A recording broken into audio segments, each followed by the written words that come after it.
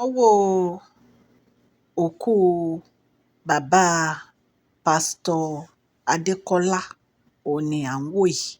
Àwọn èèyàn tú yàyà, ó yà mí lẹ́nu àwọn ìgbà tí mo rí aláàjì Taiwo Hassan níbẹ̀. A rí Múkàrè, a rí Kúnlé Òdùlé, actor Kúnlé Òdùlé. Ó yà mí lẹ́nu o. A rí Ọláìyá, a rí Múkàrè.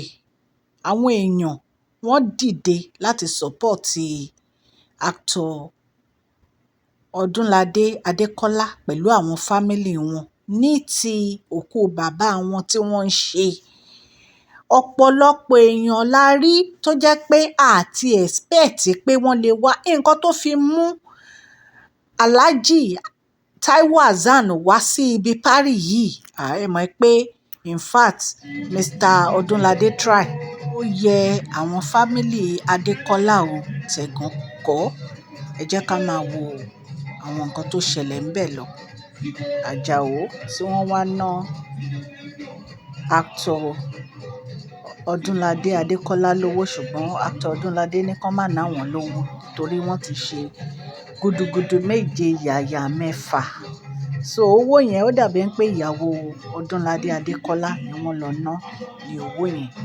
Ẹ mọ̀ pé ẹni tó ti dúró tìyàn láti ìgbà tí wọ́n ti bẹ̀rẹ̀ waykeeping, wọ́n ti try.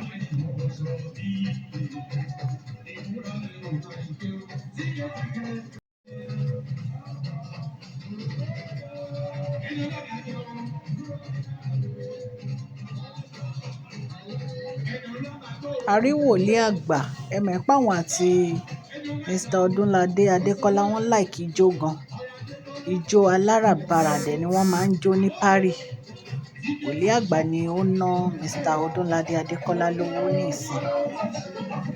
Mo máa ń like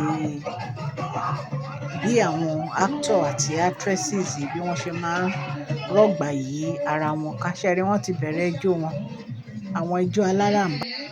Ṣé ẹ ti rí ijó Mr. Ọdúnladé àti wòlíì àgbà?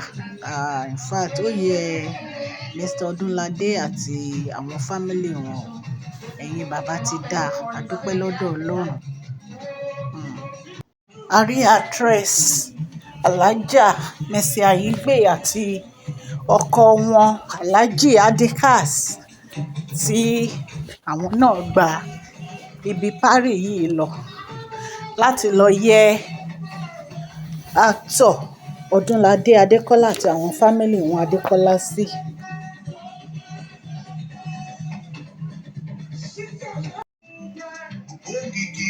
A rí actress Tóyìn Ajeyemi tí àwọn náà wá síbẹ̀. A dẹ̀ rí Alhaji Saheed Balogun tí àwọn náà wá sí ibi party láti wá yẹ àwọn fámílì Adékọ́lá sí. Àwọn fámílì Adékọ́lá sí.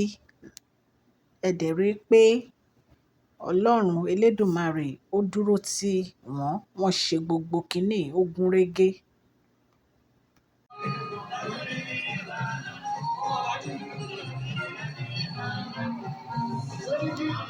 Mo máa ń like màmá wa yìí. Kò sí party tán bá lọ, inú wọn máa ń dùn ni wọ́n máa ń jó, wọ́n máa dìde, wọ́n á jó dáadáa. Ẹ̀yin náà mọ̀ pé actor Ọdúnladé Adékọ́lá wọ́n jẹ́ èèyàn kan tó jẹ́ pé táwọn náà bá lọ sí party àwọn èèyàn, wọ́n máa ń túraká ni. Ìtẹ̀lẹ̀ ló dé yìí o. Actor Ìtẹ̀lẹ̀ àwọn náà yọjú yìí. Àwọn èèyàn wọ́n tú yàyà wá sí ibi ìnáwó yìí. Ọlọ́run Elédùmarè á jẹ́ kí ọmọ rere kó gbẹ̀yìn wa o. Bẹ́ẹ̀ náà ni a